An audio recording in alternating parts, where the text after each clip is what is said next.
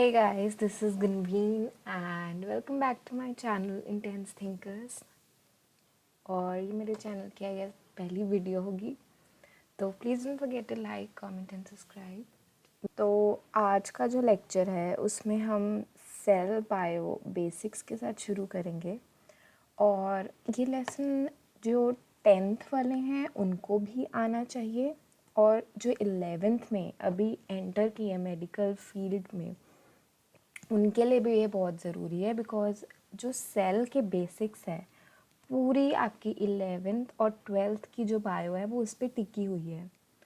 तो आपको 11th में जब भी पढ़ना शुरू करना है, आप अगर नए नए आए हो 11th में, तो आपको हमेशा सेल वाले चैप्टर से शुरू करना चाहिए, जो सेल कंपोनेंट्स वाला चैप्टर है। और अगर आप नीट देना चाहते हो फिर तो आपको बहुत पढ़ना है, आपको पता है 2 साल मेहनत है। बट अगर आपको नीट नहीं देना और आपको किसी भी बायो के रिलेटेड बीएससी करनी है, या जैसे मैं बायोटेक्नोलॉजी कर रही हूँ, तो उसमें भी ये बहुत ज़्यादा यूज़ होता है। तो मेरे जो सिलेबस है 2nd सेमेस्टर का, उसमें भी सेल बायोलॉजी है। और अगर किसी को 11th के बेसिक्स ही क्लियर नहीं है सेल बायोलॉजी के, तो उसके लिए बहुत मुश्किल हो जाता है बीएससी भी करना। तो अपने बेसिक्स क्लियर रखो। अभी बस आपको सुनना है। और कितने देर की वीडियो होगी? 15-30 मिनट की वीडियो होगी। और इसमें वीडियो देख लेना, एक पेन पेपर लेके बैठना, साथ में लिखते जाना मेन पॉइंट्स, और वीडियो देखना। एंड 30 मिनट, बस 30 मिनट्स अपने फेसबुक अकाउंट्स, इंस्टाग्राम अकाउंट से थोड़ा दूर रहना। हमें 30 मिनट फोकस करना है, पेन पेपर लेके बैठना है और वहाँ नहीं जाना। 30 मिनट बाद चले जाना, ब्रेक लेना, जो मर्ज़ी करना, बट 30 मिनट के लिए सुन लो बस। ओके, जो सबसे पहला क्वेश्चन हमारे दिमाग में आता है अगर हम बायो पढ़नी शुरू कर ही रहे हैं, तो वो है कि एक सेल क्या होता है। अब मैं मे बी आपको बहुत साउंड करूँगी कि यार हम बच्चे थोड़ी ना, हमें तो पता है ये सब। तो कई होते हैं, मैंने देखे हैं, मेरे भी फ्रेंड्स थे जिनको नहीं पता होता यार। मैं मानती हूँ 8th में पढ़ाते हैं ये सब, बट नहीं सुनते। तब एक डेफिनेशन रट्टा मार लेता है जो यहाँ भी लिखी हुई है। A cell is the basic unit of life which is capable of independent existence। हम सबको यही पता है, यही डेफिनेशन पता है हम सबको, और इसी पे हम जी रहे हैं। हम कहते हैं हाँ एक सेल होता है, हमारी बॉडी सेल्स की बनी होती है, ये सबको पता है। बट जो चीज़ हमें नहीं पता वो है कि है क्या चीज़ सेल, क्या क्या कौन सी बला का नाम है सेल। तो आज हम उससे शुरू करेंगे। तो पहली चीज़ जो है, मैं आपको सेल पे जाने से पहले एक घर इमेजिन करो। मैंने पिक्चर भी डाली हुई है। एक घर इमेजिन कर लो, ठीक है? और अपना ही कर लो चाहे, और सोचो कि एक घर बनाने में क्या क्या जाता है। एक घर को कंस्ट्रक्ट करने में कौन सी चीज़ें लगती हैं। अब पॉज करके देख लो, 1 मिनट सोच लो, अगर सोचने के लिए टाइम चाहिए। एटलीस्ट 3 से 4 चीज़ें सोच लो जो एक घर को बनाने में यूज़ होती हैं। ओके, अब अगर आप देख रहे हो तो आपने सोच ही लिया होगा। अब मैं बताती हूँ। जो पहली चीज़ यूज़ होती है एक घर बनाने में, वो होती है ब्रिक्स। ब्रिक्स जो हैं वो बहुत ही बेसिक पार्ट हैं एक घर बनाने के लिए। ब्रिक्स क्या करती हैं, ब्रिक्स का क्या काम होता है? घर की जान होती है वो यार। अगर ब्रिक्स ही ना होंगी तो आपका घर खड़ा ही नहीं हो सकता। पूरा घर कंट्रोल करें वो आपका एक तरह से। अगर आप किसी दीवार में से एक लेयर हटा दो ब्रिक्स की, नीचे वाली लेयर्स में से, तो पूरा घर गिर जाएगा आपका। तो उसी के कॉरेस्पॉन्डेंट हमारा जो सेल है, उसमें एक न्यूक्लियस होता है जो कि सेल की जान होता है, सेल को कंट्रोल करता है, सेल की सारी फंक्शनिंग। सेल में क्या आ रहा है, जा रहा है, सेल ने क्या खाना है, किसको एंट्री देनी है अपने अंदर, किसको नहीं देनी, वो सब हमारा न्यूक्लियस कंट्रोल करता है।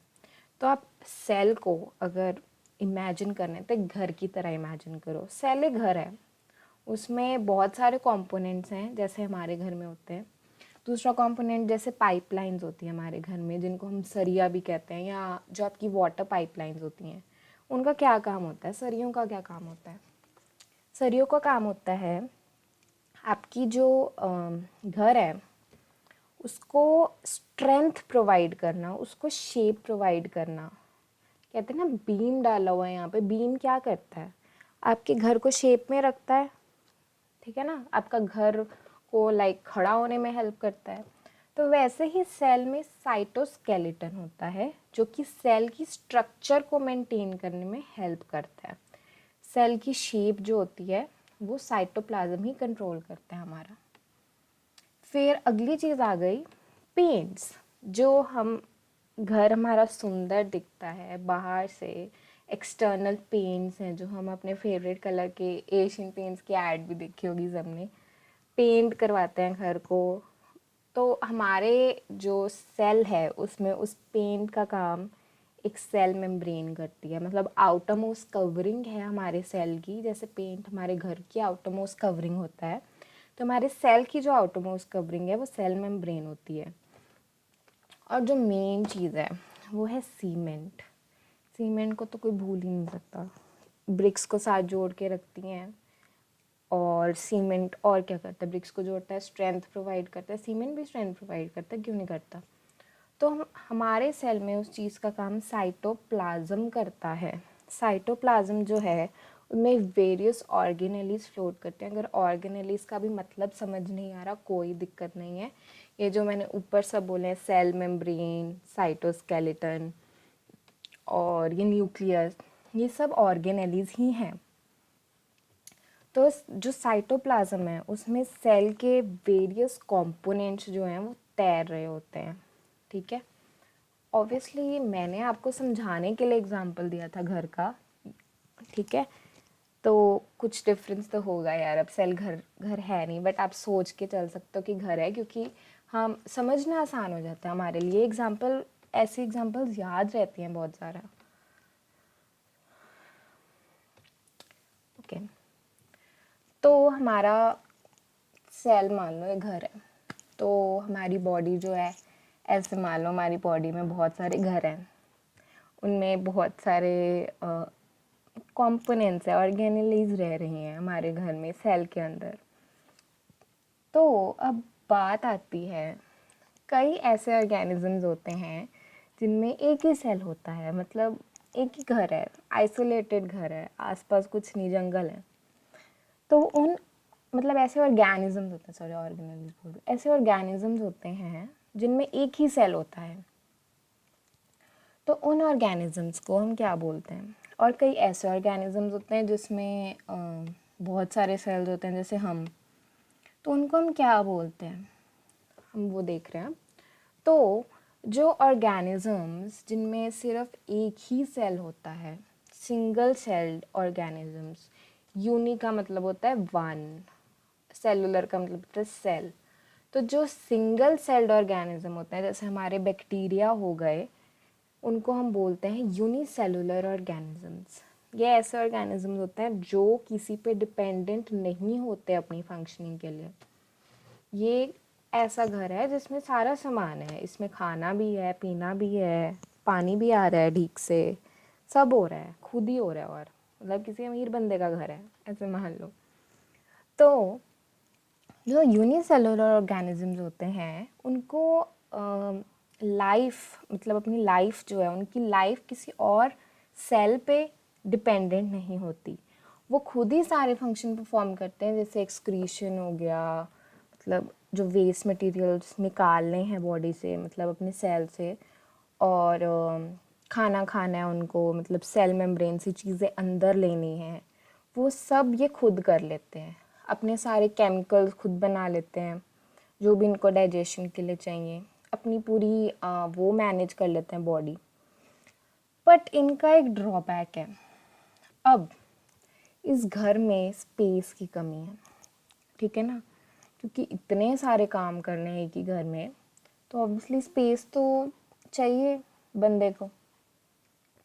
तो स्पेस की कमी की वजह से, क्योंकि इसको स्पेस चाहिए, इसने अपने अंदर की जो न्यूक्लियस है और ऑर्गेनेलीज हैं उनको निकाल दिया है, क्योंकि वो स्पेस खाती हैं सेल की।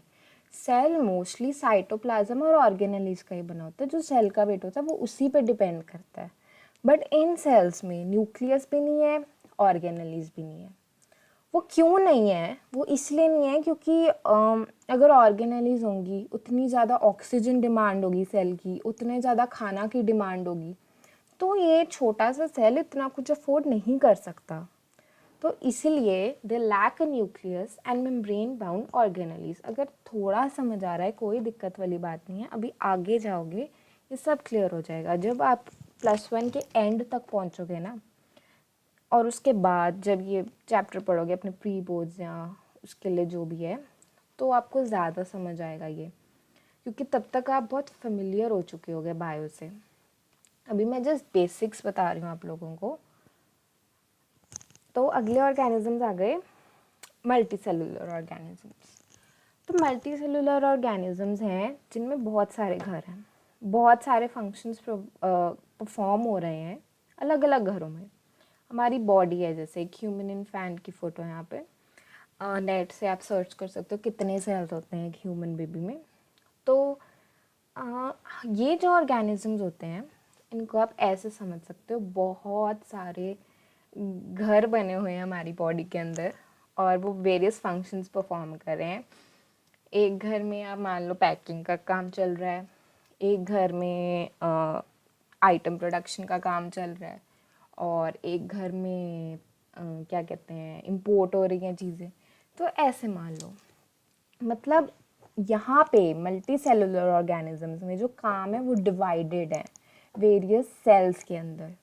अब जैसे एग्जांपल दूँ मैं हमारी बॉडी की, हमारा लिवर है जो, उसका काम है डाइजेशन करना एक तरीके से। अब आप कहोगे स्टमक डाइजेशन करता है, लिवर तो करता ही नहीं। तो ये आपको आगे डाइजेशन वाले चैप्टर में जाके पता लगेगा। जो हमारा लिवर है हमारे ब्लड से टॉक्सिक सब्सटेंसेस को निकालता है ताकि वो हार्ट के पास ना चले जाएं और हार्ट को कोई डैमेज ना हो जाए। तो हमारा बॉडी का पूरा ब्लड एक बार हेपेटिक सिस्टम से होके लिवर के थ्रू जाता है, उसके बाद हमारे हार्ट के पास जाता है, ठीक है ना। तो हमारा जैसे लिवर है वो ये सब रिमूव कर रहा है, किडनी है फिल्टरिंग का काम कर रही है हमारी बॉडी का। किडनी सेल्स अलग कैटेगरी के सेल्स हैं, वो अलग घर है। जो लिवर सेल्स हैं वो हिपैटोसाइट्स कहते हैं उनको, वो अलग काम कर रहे हैं। हमारे हार्ट के सेल्स अलग काम कर रहे हैं। तो मतलब यहाँ पे काम डिवाइडेड होता है, इसलिए बहुत सारे सेल्स होते हैं। सेल्स ने ग्रुप्स बनाए होते हैं टिश्यूज़ के। अब लिवर भी एक तरह का टिश्यू है, बट उसमें बहुत सारे टिश्यूज़ का एक कॉम्बिनेशन है, तो वो ऑर्गन बन गया। ये जो फ्लो चार्ट है ये बहुत ज़्यादा इम्पोर्टेंट है, बहुत ज़्यादा। ये MCQs में भी आ जाता है कई बार कि ये चेन पूरी करो, इनको जंबल करके दे देंगे आपको। बेसिक सी चेन है, याद करनी मुश्किल नहीं है। सेल है एक सिंगल सेल, सेल से टिश्यू बनेगा। अब जो टिश्यू है, टिश्यू होते हैं जैसे मैंने अभी आपको बताया, लिवर भी एक टिश्यू ही है, ठीक है, क्योंकि वो फंक्शंस परफॉर्म कर रहा है।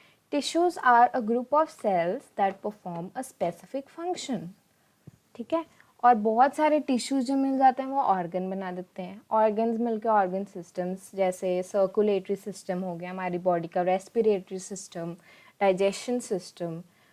अब रेस्पिरेटरी सिस्टम में ही कितने सारे ऑर्गन हैं, देख लो, लंग्स हैं हमारे, हमारी विंड पाइप है, ठीक है ना। और फिर ऑर्गन सिस्टम मिलके एक ऑर्गेनिज्म बना देते हैं। तो ये जो फ्लो चार्ट है आपके सामने, ये यूनिसेलुलर ऑर्गेनिजम्स में ऐसा नहीं होता। यार वो सेल ही एक है, वो क्या ही किसी के साथ कॉम्बिनेशन बनाएगा, और क्या ही उसमें ऑर्गन्स होंगे, ऑर्गन सिस्टम्स होंगे, ऑर्गेनिजम्स होंगे। तो ये बेसिक डिफरेंस था यूनिसेलुलर और मल्टी सेलुलर ऑर्गेनिजम्स में। इनकी जो डेफिनेशंस हैं, इनका जो प्रॉपर क्या कहते हैं वो लैंग्वेज है जो लिखनी है एग्ज़ाम्स में या जो आती है पूछी जाती है, वो मैं नोट्स में डिस्क्रिप्शन बॉक्स में डाल दूँगी, या मैं अपने टेलीग्राम ग्रुप पे डाल दूँगी। वो टेलीग्राम ग्रुप का मैं लिंक नीचे डाल दूँगी डिस्क्रिप्शन बॉक्स में। 3 चीज़ जो हमें पता होनी चाहिए वो है कि सेल्स कैसे फॉर्म होते हैं, वो हम बाद में डिटेल में डिस्कस करेंगे। वो जो चैप्टर है ना माइटोसिस और मियोसिस वाला, आपकी बुक में देख लेना कौन सा चैप्टर है। तो बेसिक सुन लो, new cells are formed when old ones divide. हम सबको पता है ये बात कि जो सेल्स होता है वो इमॉर्टल होते हैं, ठीक है। अब एक बैक्टीरिया सेल है जो वो डिवाइड करेगा और दो नए बैक्टीरिया सेल्स बनेंगे। पुराना सेल तो मरा ही नहीं, वो नए सेल्स में चला गया, है ना। तो यूनिसेलुलर ऑर्गेनिज्म जो होते हैं, मतलब सिंगल सेल वाले, वो मोस्टली इमॉर्टल होते हैं। इमॉर्टल मतलब कभी ना मरने वाले। तो और नेक्स्ट बात आती है, ऑल सेल्स आर टोटीपोटेंट। ये लिखी है मैंने, हाईलाइट भी की हुई है। टोटीपोटेंसी क्या होती है? टोटीपोटेंसी होती है ability of a cell to form a whole new organism. एक जो सेल है उसमें कैपेबिलिटी होती है पूरा ऑर्गेनिज्म खड़ा करने की। अब इसकी एग्जांपल पूछोगे आप लोग कि समझ ही नहीं आया यार ये क्या बात होगी। तो इसकी एग्जांपल है हमारा ह्यूमन जाइगोट। जब आप अपनी मम्मा के पेट में थे, आप सिर्फ एक सिंगल सेल थे, तो उस सिंगल सेल ने इतनी बार डिवीजन की कि जब आप 9 मंथ्स के बाद बॉर्न हुए तो आप एक पूरा ऑर्गेनिज्म थे, आप एटलीस्ट 2 किलो के थे, ठीक है ना। तो इसको बोलते हैं टोटीपोटेंसी। ये एग्जाम्पल थी टोटीपोटेंसी की, ability of a cell to form a holy organism. ये सब एक जगह पॉइंट्स में लिख लेना कहीं, क्योंकि मैं नोट्स में घर घूर करके नहीं लिखूंगी। नोट्स में सिंपल जो आपको एग्ज़ाम में लिखना है उस हिसाब से डालूंगी। तो अगली बात आती है डिस्कवरी कैसे हुई। अब हम इतनी बात कर रहे हैं सेल की, तो किसी ने तो देखे होंगे ना पहले सेल। तो सबसे पहले एक सेल को देखने के लिए, सेल बहुत छोटे होते हैं। आप ऑर्गेनिज्म हो, आप ऑर्गन सिस्टम तक देख सकते हो आँखों से, आप ऑर्गन्स भी देख सकते हो, आप टिश्यूज़ भी देख सकते हो, पर सेल्स आप अपनी आँखों से नहीं देख सकते। It is not possible to view cells with naked eyes. तो इसके लिए हमें चाहिए था एक माइक्रोस्कोप। तो microscopes are special instruments that are required to see minute particles. तो ये आप अपनी लैब्स में भी यूज़ करना सीखोगे अगर 11th में आए हो, और अगर बीएससी कर रहे हो तो आपको आता ही होगा यूज़ करना, कोई बड़ी बात नहीं है। तो ये जो माइक्रोस्कोप था ये इस बंदे ने इन्वेंट किया था, नाम पढ़ लेना, ज़ैकरियस जॉनसन। इतना मुश्किल नाम, एक तो नाम ही इतने मुश्किल लगते हैं, याद ही नहीं होते। तो वैसे हमें इस नाम से कुछ लेना देना भी नहीं है, ये कहीं पूछा भी नहीं जाता और हमें ज़रूरत भी नहीं है। ये नीट में भी नहीं आया कभी एज सच। मैंने इतने सैम्पल पेपर्स किए हैं, मेरे को नहीं दिखा कभी। हमारे लिए जो काम का नाम है वो है रॉबर्ट हुक। रॉबर्ट हुक पहला बंदा था जिसने सेल देखे थे। हमें इससे लेना देना है सिर्फ। माइक्रोस्कोप की आप जो डिटेल है वो आप +2 फिज़िक्स में पढ़ लोगे, अगर मेडिकल लिया, नॉन मेड लिया तो भी पढ़ लोगे। तो फिज़िक्स में बहुत डिटेल्स है माइक्रोस्कोप की, फंक्शनिंग क्या है, कैसे काम करता है वो, तो मैं उसकी डिटेल में नहीं जाऊंगी अभी। तो अब हम आते हैं रॉबर्ट हुक पे। अब रॉबर्ट हुक हमारे लिए ज़रूरी क्यों है? अब यहाँ पे पॉज करके एक बार पढ़ लेना, मैंने एक्सपेरिमेंट लिखा है पूरा उसका। तो जो रॉबर्ट हुक था उसने क्या किया था, उसने पहला सेल देखा था अंडर अ माइक्रोस्कोप, ठीक है। उसने पहले माइक्रोस्कोप को गैलीलियो के साथ मिलकर मॉडिफाई करवाया था, उसके बाद उसने सेल देखा था, ठीक है। तो जो सेल उसने देखा था उसको ना, ये वाले सेल देखे थे उसने, ये जो बॉटल में लगता है ना कॉक, जो बहुत बार देखा होगा आपने मूवीज़ में भी, कि वो जो सेल मतलब पानी में बोतल तैर के आ रही होती है, उसमें लेटर होते हैं, वो कॉक खोलते हैं। इवन शैम्पेन बॉटल्स में मूवीज़ में देखा होगा या कभी रियल में भी देखी होगी, तो ये कॉक लगा होता है उनके आगे, ठीक है। तो इस कॉक के सेल उसने ऑब्जर्व किए थे, जो कि उसने अपनी बुक है उसकी, माइक्रोग्राफिया, ये बुक, ये उस बुक का ही पेज है जो मैंने यहाँ पे इमेज डाली है। तो उसको ऐसे सेल्स दिखे थे। अब आप इसमें देख रहे हो हनी कॉम जैसे कैबिन हैं छोटे छोटे, क्योंकि तब इतने एडवांस माइक्रोस्कोप नहीं थे, तो उसको ये कैबिन्स के फॉर्म में दिखा था। ये देख रहे हो कंपार्टमेंट्स हैं छोटे छोटे छोटे इसके अंदर दोनों के। तो ये ऐसा कुछ उसने ऑब्जर्व किया था अपने माइक्रोस्कोप के अंडर, और उसको क्योंकि वो क्रिश्चियन था इसकी सिमिलैरिटी लगी बहुत ज़्यादा, जो कि मॉन्क्स होते हैं चर्च में होते हैं ना, यार मैं पंजाबी हूँ, मेरे को इतना पता नहीं, प्लीज़ मेरे को मारना मत अगर मैंने कुछ गलत बोल दिया। तो मॉन्क्स होते हैं वो, जो भी उनकी रिलीजियस प्लेस होती है वहाँ पे ना केबिन्स में बैठते हैं छोटे छोटे। अगर कभी आप गुरुद्वारा भी गए हो तो आपने देखा होगा रूम्स होते हैं सेपरेट, जहाँ पे इंडिविजुअल वो प्रेयर्स चल रही होती हैं। तो वैसे से कैबिन्स थे, क्योंकि वो क्रिश्चियन था तो वो जाता होगा चर्च, उसने देखा होगा कि हाँ ऐसे कैबिन्स थे, तो इसीलिए, और उन कैबिन्स को जो चर्च वाले होते हैं उनको सेल्यूला बोलते थे, ठीक है, सेल्यूला। तो ऐसे पड़ा नाम सेल। तो उसने इसको उससे कंपेयर किया, जैसे हमने ऊपर घर से कंपेयर की थी अपने सेल को। इसने देखा ये इमेज में, इसने जाके वो अपनी जो चर्च के केबिन्स होते हैं उनको हम सेलुला बोलते हैं, ये लिखा मैंने, उससे कंपेयर किया कि ये जो कंपार्टमेंट्स दिख रहे हैं मेरे को ये वैसे से दिख रहे हैं, ठीक है ना। तो उसने सेल्यूला नाम रख दिया अपने, जो उसने ऑब्जर्वेशन ली इसका, फिगर 1 लिखा जो ऊपर उसने अपनी बुक में, इसका नाम उसने सेल्यूला रख दिया। तो इससे नाम आया था आज की डेट वाला सेल।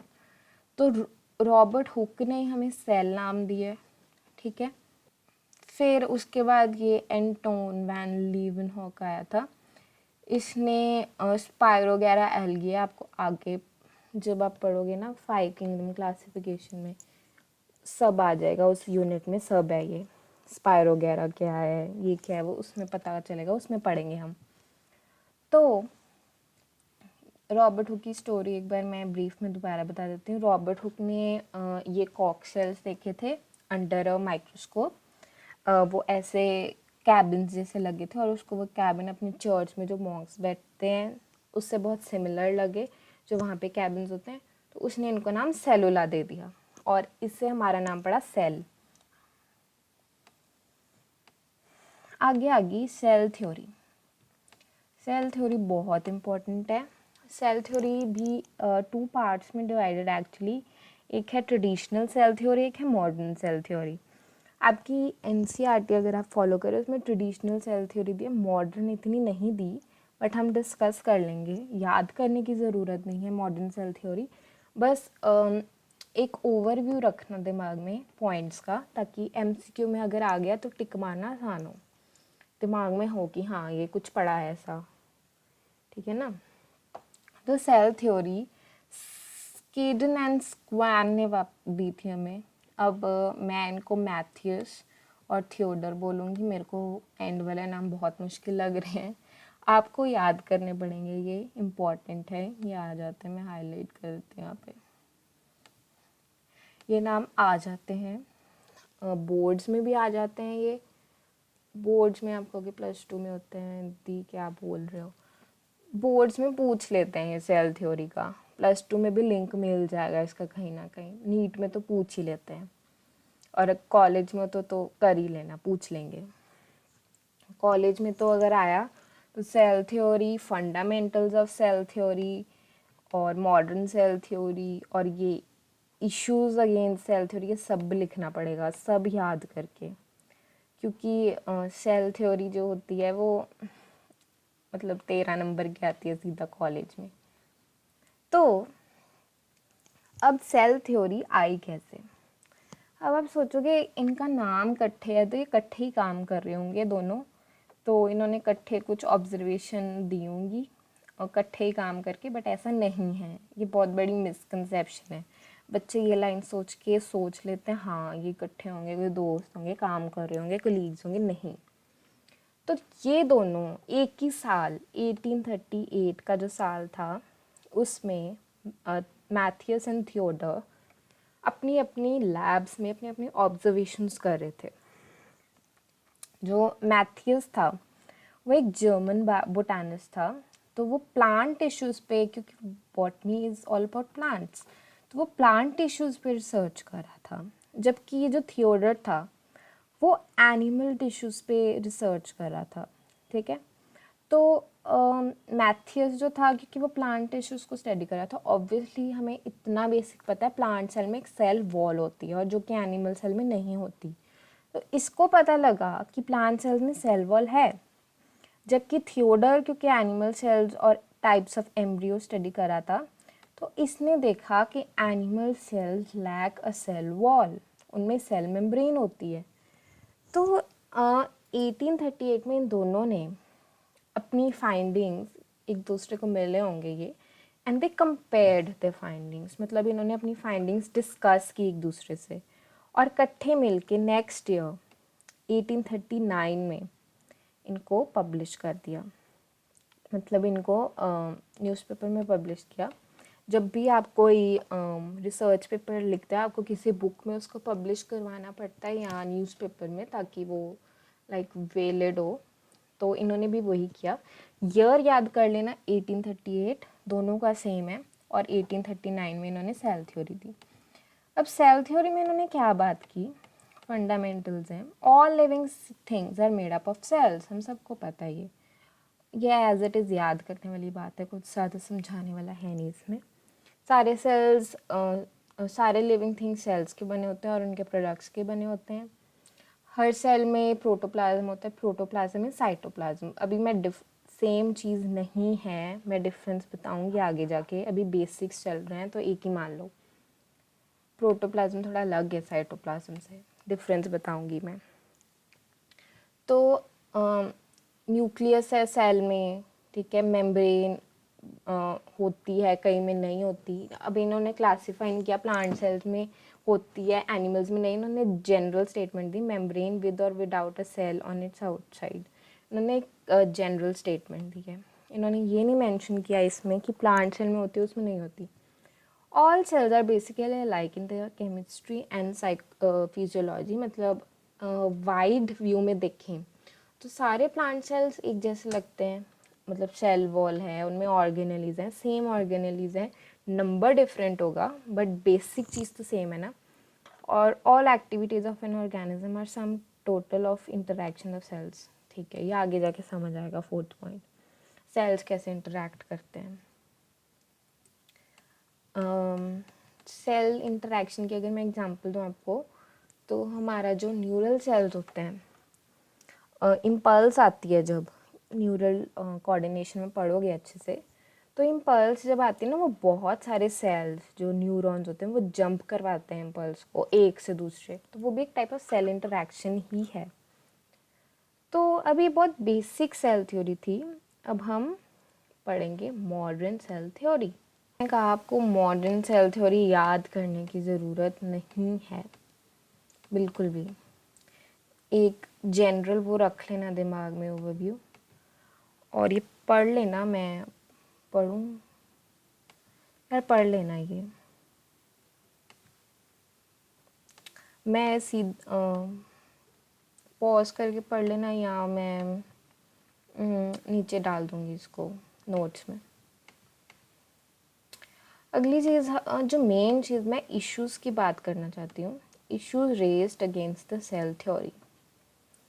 अब जो हमारी जो सेल थ्योरी दी थी इन दोनों में, बाकी क्योंकि साइंटिस्ट कभी भी इजीली एक्सेप्ट नहीं करते किसी और साइंटिस्ट का वर्क, बहुत ज़्यादा ऑब्जेक्शंस रेज करते हैं, क्योंकि उनको पता है यार इसने कर दिया हमने नहीं किया, तो वो बहुत सारे ऑब्जेक्शन, जो कि अच्छी बात है। It is a very good sign, जो साइंस को डेवलप करने में हेल्प करती रहती है। सबसे पहली बात है कि वायरसेस का हम सबको थोड़ा बहुत पता है कि वो लिविंग और नॉन लिविंग के वर्ड्स पे होते हैं, मतलब जब वो होस्ट के अंदर होते हैं वो लिविंग की तरह बिहेव करते हैं, और होस्ट सेल के बारे में वो नॉन लिविंग की तरह। ये भी आप फर्स्ट यूनिट में पढ़ोगे अगर +1 में हो। दूसरी चीज़ है वायरसेस की, उसने कोई वो नहीं दी, अपने पॉइंट्स नहीं दिए सेल थ्योरी में, ठीक है। सेकंड है म्यूटेशंस का केस, ठीक है, body is not differentiated into cells, have numerous nuclei. ये इसका एग्जांपल आप पढ़ोगी ह्यूमन रिप्रोडक्शन +2 में, जब जाइगोट फॉर्मेशन होती है, कि बताऊंगी मैं, +2 में आओगे तब पढ़ना, अभी इसको एज इट इज़ याद कर लेना, क्योंकि पेपर में इसको कोई नहीं पूछेगा आपसे। अगर पूछा तो 1-2 पॉइंट पूछेंगे, वायरसेस वाला दे देना और आरबीसी वाला दे देना बस।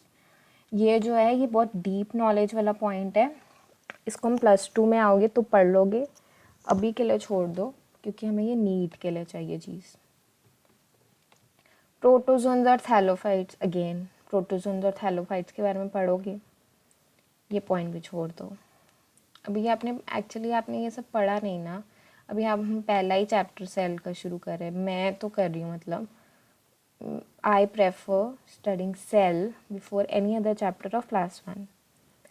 बैक्टीरिया एंड साइनोबैक्टीरिया, अभी आपको बैक्टीरिया के बारे में भी पता है क्या होता है, साइनोबैक्टीरिया का नहीं पता इतना। मैंने आरबीसी वाला पॉइंट गलत लिख दिया था, मैंने ठीक कर दिया। आरबीसीज में न्यूक्लियस नहीं होता, ये कहीं मेंशन नहीं था इनकी सेल थ्योरीज में। प्रोटोप्लाज्म का भी हम पढ़ेंगे, और इनको सेल फॉर्मेशन का मैकेनिज्म ही नहीं पता था, क्योंकि वो तब बहुत बेसिक माइक्रोस्कोप्स यूज़ कर रहे थे और वो सेल के अंदर नहीं जूम कर पा रहे थे, वो मतलब एक बहुत ब्रॉडर व्यू देख रहे थे। तो उनकी थ्योरी अजम्पशंस पे बेस थी। तो बाद में जब डेवलपमेंट्स हुई साइंस में तो ऑब्वियसली इनकी डिटेल पता लगी हमें। तो yes, this was today's topic, इस वीडियो का टॉपिक आई मीन। अगला टॉपिक जो है हम वो डिस्कस करेंगे अगली वीडियो में। वो इस टॉपिक के ना पॉइंट्स एक पेज पे नोट कर लेना, ठीक है। और उसको अपने ना, अगर आप कोई ट्यूशन नहीं जाते, वैसे जाने का फ़ायदा भी नहीं जाते ट्यूशन्स, तो जस्ट एक पॉइंट्स बना के रखना इसके, ठीक है। और लेक्चर वाइज इनको बना लेना, जैसे चैप्टर सेल बायोलॉजी लेक्चर 1, तो इसको लेक्चर 1 के जैसे ट्रीट करना है। इसके नोट्स मैं डिस्क्रिप्शन बॉक्स में डाल दूँगी और टेलीग्राम चैनल पर भी डाल दूँगी, ठीक है। तो वहाँ से इनको पढ़ लेना। And yes, that's it. And obviously आप सारे नए हो तो please don't forget to like and subscribe to my channel for new videos. और प्लीज़ कमेंट बॉक्स में बताना आपको अगर ये वीडियो अच्छी लगी, नहीं लगी तो भी बता देना, मैं अपना पढ़ाने का तरीका थोड़ा चेंज कर लूँगी। बाय।